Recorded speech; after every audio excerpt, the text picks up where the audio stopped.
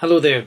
I hope you've been enjoying Titus as much as I have, and as we work our way through these last few verses, I hope that you have been as thrilled as I have reading them and thinking about them, because sometimes you read these verses and they seem very simple, and yet there's some wonderful truth in them. Let me just read them to you again. We're at the end of Titus chapter 3. Bring Zenas the lawyer and Apollos on their journey diligently, that nothing be wanting unto them.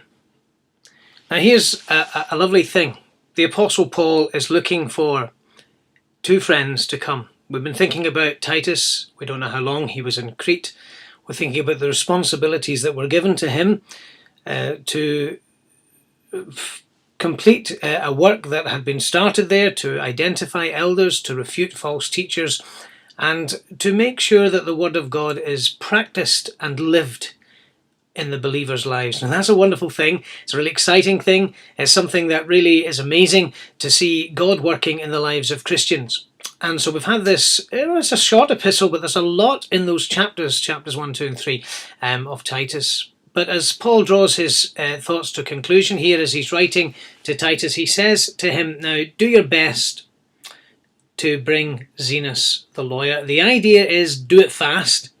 There are times in life when there are urgent needs and there are things that really would like to see happen quickly. Well, I'm a bit like that anyway, and I get frustrated when things don't, and they don't always work the way we'd like them to. But Paul is saying to Titus, he said, bring them, and bring them speedily. But here's an interesting thing, just a little aside. He says, bring Zenas, the lawyer. Now, those of you that are Christians, you will know that often there is an aspersion cast against Christianity that it's for those who are unintelligent, it's for those who are uneducated, it's for those who accept things without thinking, it's for the thoughtless, it's for people who don't process information or come to conclusions after deep thought. But here's a man who's a lawyer. Now that's interesting, and he's a Christian, and Paul's looking for him, and he would need him, and he would need his company. And now you think through the scriptures, can we think of any other people like that?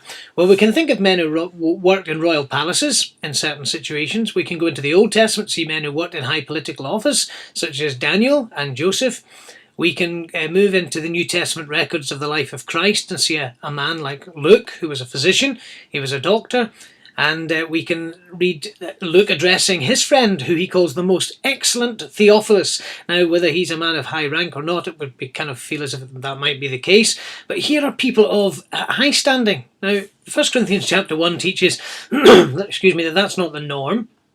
1 Corinthians chapter 1 actually says that God does save people from all stratas of society, but in particular, God is calling the general population to Christ.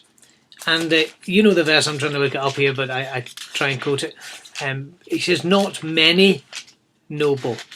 He's talking about, those people who got saved, and he talks about God has chosen what is foolish in the world to shame the wise, and he's chosen what is low and despised in the world, the things that are not, to bring to nothing the things that are. But he doesn't say that there's no powerful. He says in verse 26 of 1 Corinthians chapter 1, not many of you were wise according to worldly standards. Not many were powerful. Not many were of noble birth. But he doesn't say not any. And here's an example of one that God has called and saved. I presume Zenas is a saved man. I can't be categoric about that, but of course, or dogmatic about that. But he says, bring Zenas the lawyer and Apollos. Now, Apollos is this other brother that some people had tried to create a division between him and the Apostle Paul. You'll read about that in 1 Corinthians in chapters 1 and 2, and you'll see there that there's a party spirit, but no, not in Paul's mind. Paul says, bring Apollos. So here are men, one who's a professional man, one who's a servant of God. Paul is wanting their company. That's a good thing, isn't it? Paul wants them to come. He wants them. And Paul says to Titus, he says, listen, just do your best. That's all you can do, by the way. As you serve God, you do what you can. Sometimes we run out of time. Sometimes we run out of energy. Sometimes we run out of resources. God says, as Paul says, do your best to bring him. And he says the other thing is try and make sure that they have what they need. See that they lack nothing. Now, God is very good in that sense.